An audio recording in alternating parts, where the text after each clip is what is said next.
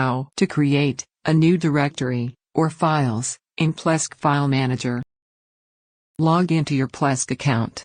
In the left sidebar of your Plesk account, click on the Files option. On the left side of this interface, there is a list of directories. Click to open the directory where you want to create a new file or a directory. For instance, click on the HTTP docs directory.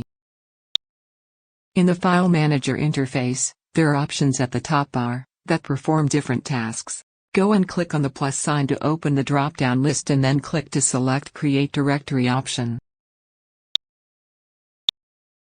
Give a name to your directory and click OK.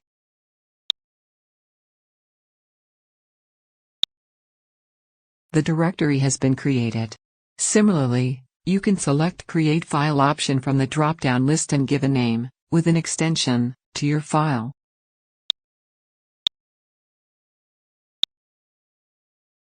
When ready, click OK. The HTML file has been created. Now you know how to create a new directory or files. Thank you for watching.